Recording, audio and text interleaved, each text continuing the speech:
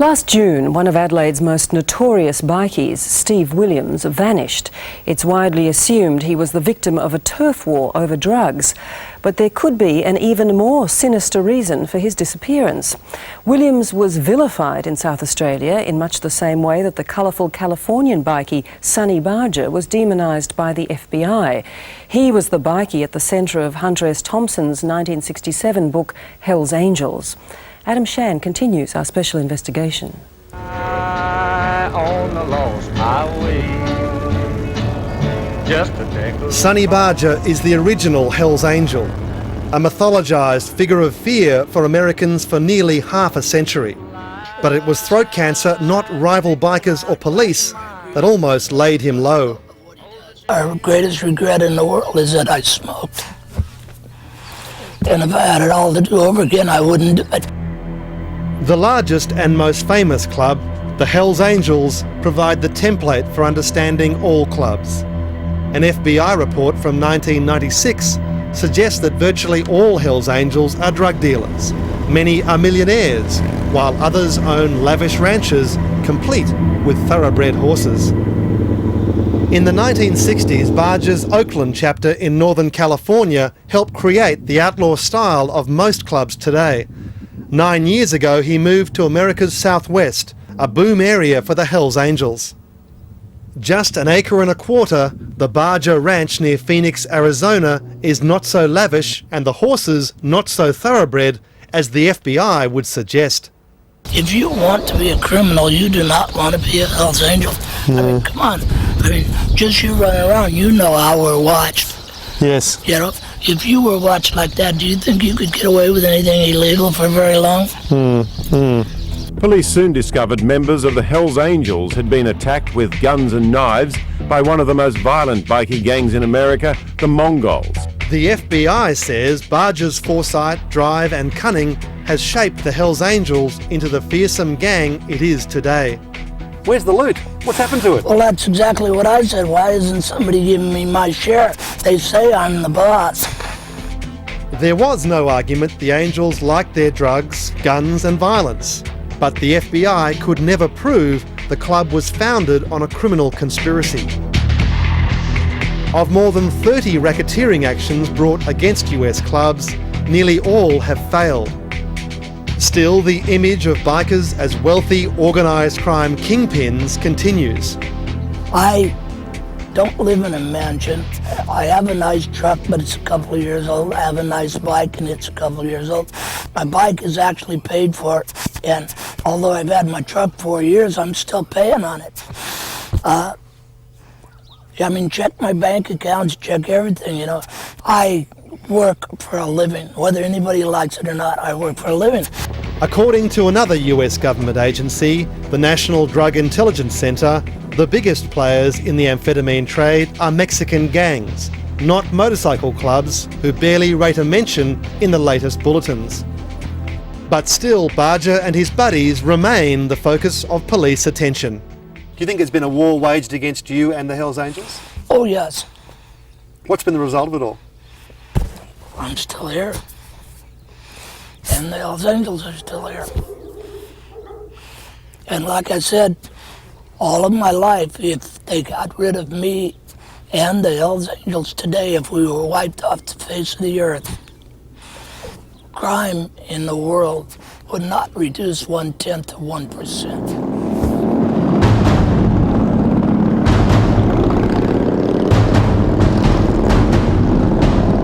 While in the US, the Hells Angels have defended themselves through the media, Australian clubs have maintained a strict code of silence.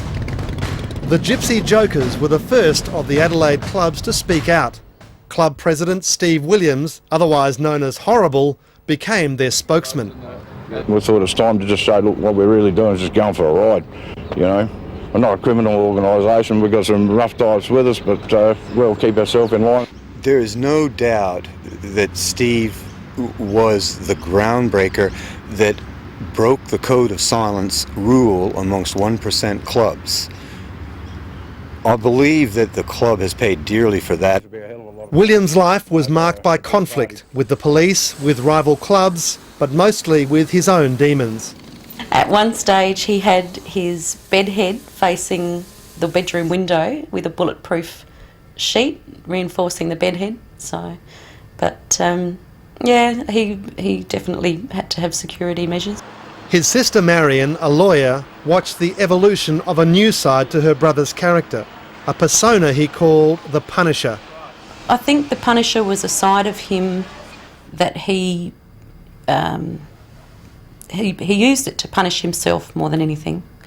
I think he did things that he, knew were wrong, or he felt were wrong, or he felt that he did things that were wrong, and I think he was somehow able to separate that into a different persona. But Steve Williams was not as bad as even he imagined. He believed that as an 8-year-old, he had killed a schoolboy in a playground accident. Not until he became the president of the Gypsy Jokers did he learn the truth from his mother. Well, she told him that she'd done a bit of research and found that no one had been killed at that school, and as a result of any particular incident. What did your mother say? She was heartbroken because she thought if we'd known this, we could have helped him so long ago. At the time, the Jokers were at war with the South Australian Police. An annual club run to the coastal town of Beachport had ended in a melee. 2 of the elite Star Force squad were bashed, legs and jaws were broken. Williams later pleaded guilty to assault and resisting arrest. He was the only person arrested and the only person charged. And from there on in, it became very personal. The Battle of Beachport marked a new low in relations between bikers and police. Williams was elected president with a mandate to clean up the mess. He became a media identity, an icon of resistance against the politics of fear. He was sort of standing up and saying, well, okay, I'm meant to be this bad guy and do bad things, and I accept that I might, but have a look at what your so-called good guys are doing. Suddenly, instead of people saying, oh no, we don't believe you, there was a lot of support for that position that he was putting forward. By 2003, he had begun a crusade against child abuse and was threatening to uncover a shadowy clique of high society pedophiles known as the Family. He spent years punishing himself, so to have the average Joe looking at him in the street and coming up and saying, good on you, mate, he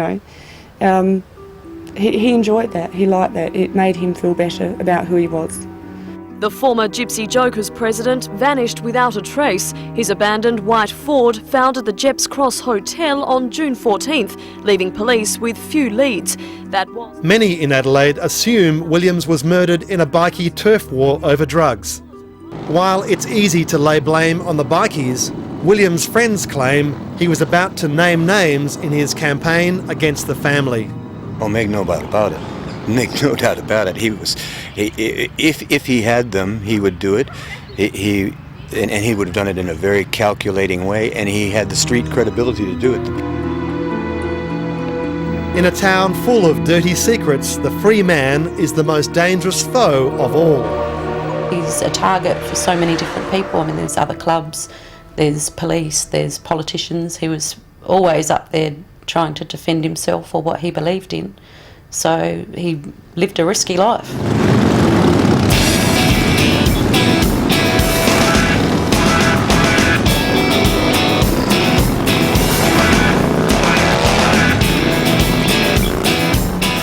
On the road back into South Australia, the Finks en masse are heading for a party in Adelaide, and Avatar is hot on their tail. Halfway home, there's an attempt at a roadblock, which the outlaws easily skirt. Nobody, least of all the senior Finks, wants to lock horns with police when there's cold beer, steaks and strippers waiting back in Adelaide. These guys are just, a lot of them just want to kick back and chill. They don't want dramas. No, this is just the way we are. It's like any club, I suppose. Not a bowling club, though. It's not a bowling club, no. But, yeah. Live and let live. Live and let live, I say.